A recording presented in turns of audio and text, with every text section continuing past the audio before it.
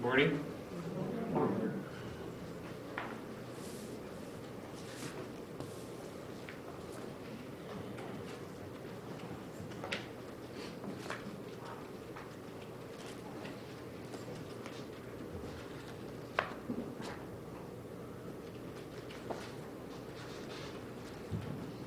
Before I begin, I'd just like to take a moment to express my gratitude to Detectives Lynn Griffin, Melvin Smith from the Homicide Unit of the Cleveland Police Department, my colleagues Pinky Carr, Lauren Bell, Chris Schroeder, for all the help that they've given me to help me present this case to you. I'd also like to extend my regards and compliment Mr. Parker and Mr. Sims for the zealous manner that they've represented their client since formal charges were first brought against Anthony Sowell late in the year 2009. They have been very zealous advocates on behalf of their client. I compliment them on that. I'd also like to thank Judge Dick Ambrose. He was assigned to undertake a very difficult task. Presiding over a case of this nature is not an easy thing to do. And I think he's done an excellent job presiding over this case. I've been around this building for over 3 decades. And the efficiency that done in this case, once this trial began, I have never, not even close, had a trial where it was as efficiently handled as this case was. Not even close. You're seeing this case, you're seeing the criminal justice system at its best, without doubt. And again, he deserves all the credit. Worked this long and he worked this hard. 8 o'clock in the morning till 5:30 in the evening. It's not always an easy thing to keep up with that pace, but we did. He saw that we did. And it was ultimately for your benefit. In another courtroom setting, we'd still be on maybe witness 32. We were able to present to you in a very, very efficient manner 62 witnesses in the shortest time as humanly possible. So I hope you can all appreciate that. Last but not least, I want to extend my appreciation to each and every one of you who agreed to sign up for a most difficult and a most unpleasant task. I think the service that you have rendered has been outstanding. You've paid attention. I think the community should be proud that you were the folks that were selected to be a jury in this particular case, no matter what the outcome.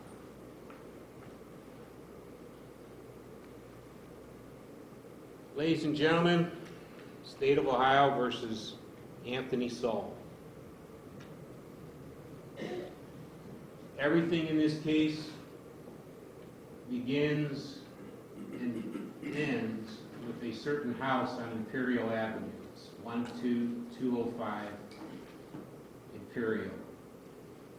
A house with a long, respectable, and honorable history up until the time Anthony Sowell moved in, ruined it, soiled it, and condemned it forever.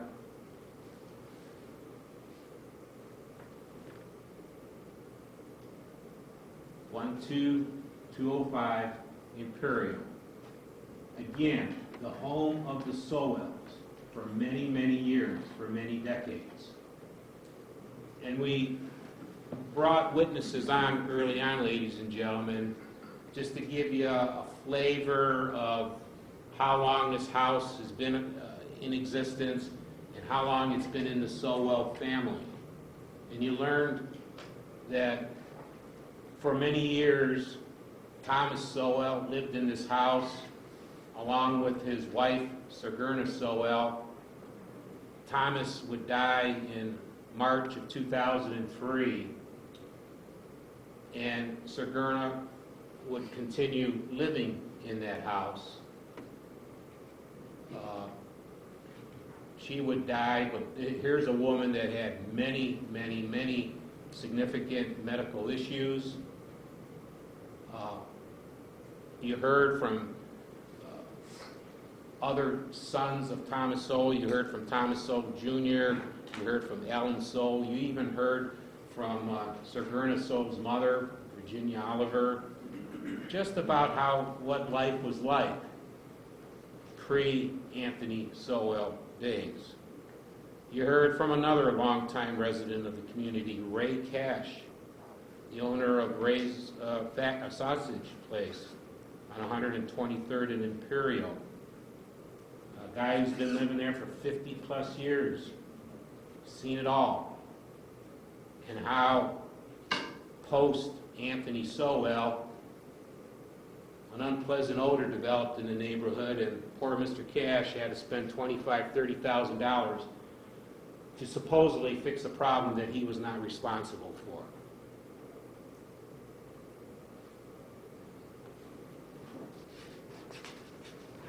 But you also heard from store owners in the area. Fawcett Bess, owner of Bess's Chicken and Pizza Place, and Sam Taya, who owned Imperial Beverage from 2000 to 2007. And became aware of when Anthony moved in, and noticed how after a year or two, the changes that took place in Anthony Sowell. Why? Because of the drugs. I mean, he watches them buy drugs out in the streets, and he testified that after a few years, I mean, everything changed about him. His looks. He walked scary. He looked scary. This is what Sam told you. That in the summer of 2005, he would come in his store and begin buying boxes of heavy-duty garbage bags. As I said, the house on Imperial is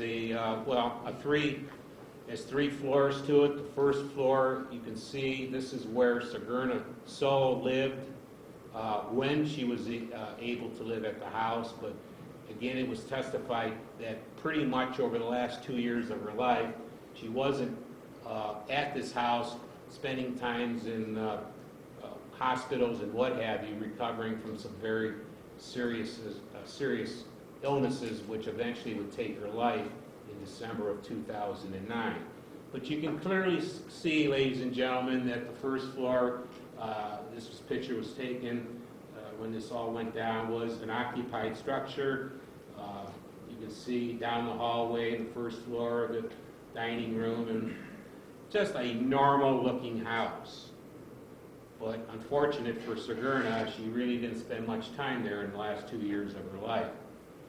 We also learned that there was a second floor of this house, which in 2009 was vacant. We learned from the Pompeys, Brandon Pompey, Lakeisha Pompey, that they lived in this house from early 2003. I think they specified they moved in March of 2003, maybe a month after they moved in. Mr. Thomas Sowell, the owner of the house, died, and then they would live in this house until the fall of 2006.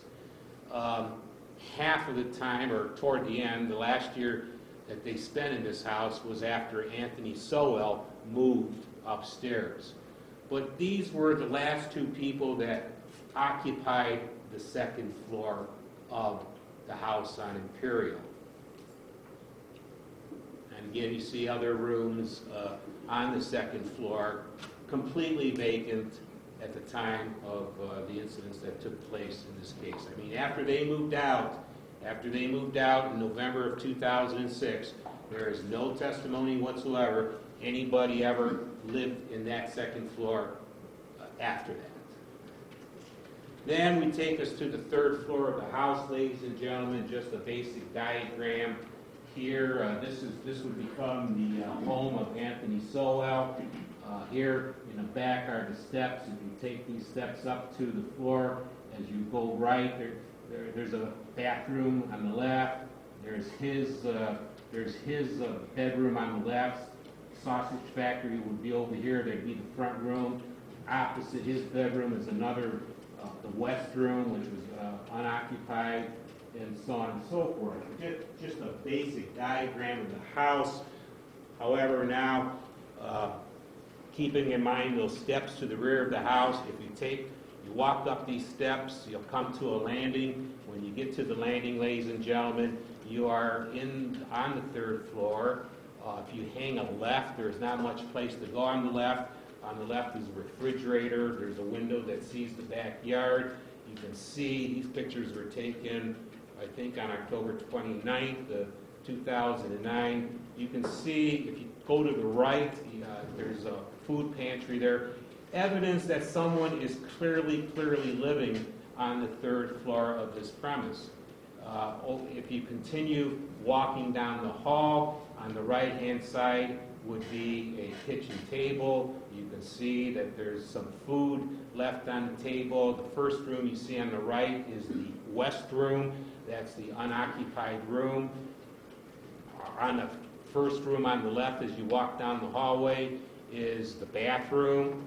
As you walk further down, opposite of the bathroom is the west room here, where a bunch of junk and clutter was in there.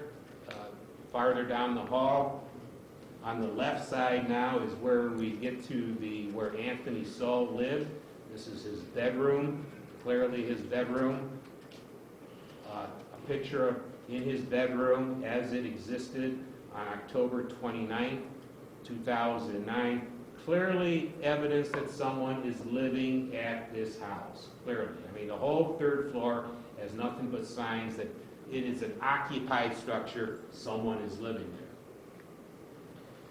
Another picture inside his room of the dresser. On the right-hand side of that picture, there's the doorway, which would lead you to the hallway. If you turn right, you would be heading toward the kitchen. If you turn left, you'd be heading toward the front room, or the south room as we would come to know it. Part of that dresser, ladies and gentlemen, a photograph taken at a later point in time. In the middle of that dresser, you can see what appears to be a crack pipe, or what was later confiscated right in the middle there. And eventually, that item would be 72. It was tested for DNA. Anthony Sowell's DNA is on that crack pipe. I mean, again, this is his living quarters, the third floor bedroom. This is where he lives, and only he lives in that particular area. This is a photograph, the only one I have though, which shows you a picture from the front room of the house. If we were extreme south end of the house, looking back, you can see down the hallway, that first room on the right is his bedroom. That is the east room of the house.